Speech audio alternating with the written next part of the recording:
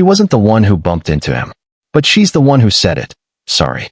Somewhere, right now, someone is apologizing for asking a question in a meeting, for taking up space on a train seat, for crying, for being sick, for simply existing in a room with other people. We call this politeness. We call it good manners. But what if I told you that for millions of people, this isn't courtesy at all? What if the constant, compulsive sorry isn't coming from kindness, but from a nervous system that once learned, in very specific and often painful ways, that their feelings were an inconvenience to someone else? Today, we're going to trace that pattern back to its root. And by the end of this video, you may never hear the word sorry the same way again. Welcome back. If you're new here, this is the place where we take the quiet, invisible patterns that run our lives, the ones we've never had language for, and we hold them up to the light. In the next few minutes, we're going to unpack the psychology of chronic apologizers, people who've built an entire personality around managing everyone else's comfort, often at the total expense of their own. We'll look at where this pattern is born, usually far earlier than you'd expect. We'll look at what it's silently costing them, in relationships, at work, in their own self-worth.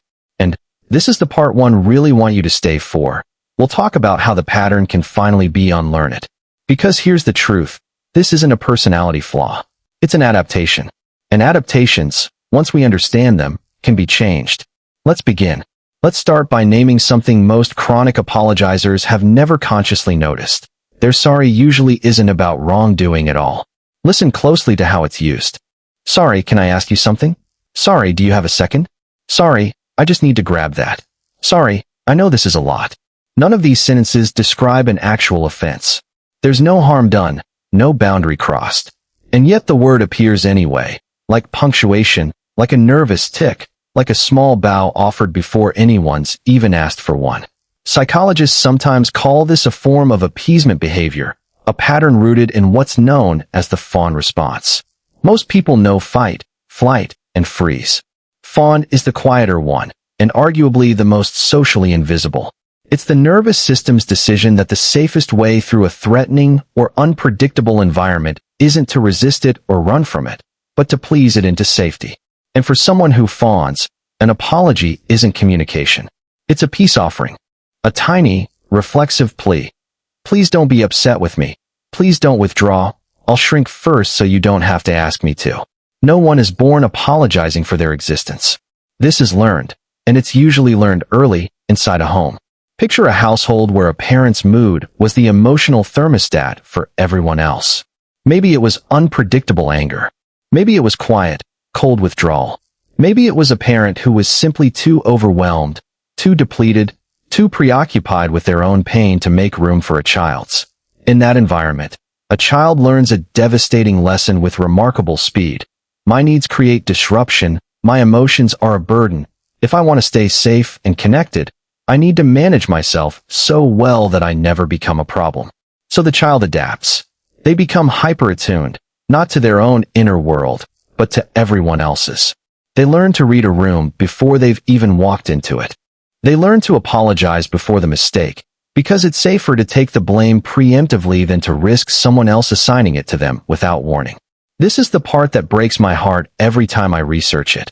What looks like impeccable social grace from the outside is often, underneath, an exhausted child still trying to make sure the adults in the room don't get upset. Fast forward 20 years.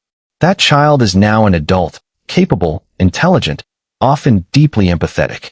But the old wiring hasn't updated. It's simply found new rooms to operate in. They apologize to customer service reps for asking a question they're entitled to ask. They apologize to partners for having a bad day.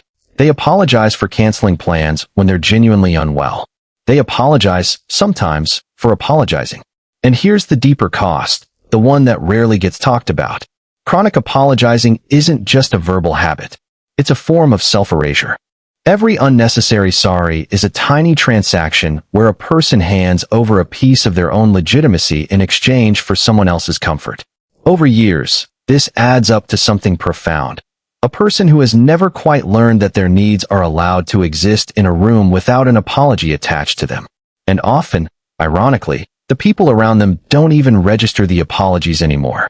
They've simply come to expect it, which reinforces, once again, that this person's default position is, I am the one who accommodates.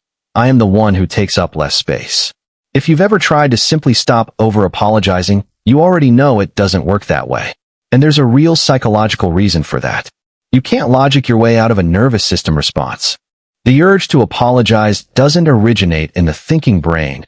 It originates in the same ancient survival circuitry that once, correctly, kept a child safe in an unpredictable environment. This is the reframe I want to offer you, and it matters. This pattern was never a character flaw. It was a brilliant adaptation to the environment a person was actually in. The problem isn't that the strategy was foolish, it's that the environment changed, and the strategy never got the memo. Telling someone to just be more confident is like telling a smoke detector to stop going off in a house that no longer has a fire. The detector isn't broken.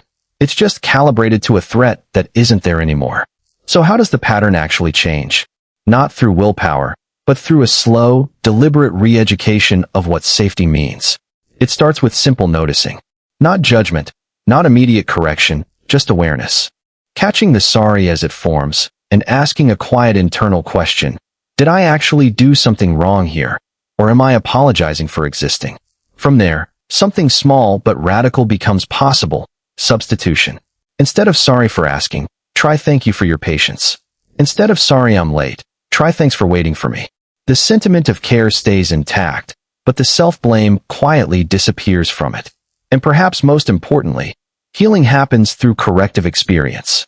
It happens when a person expresses a need, sets a boundary, or simply exists without apologizing, and the room doesn't fall apart.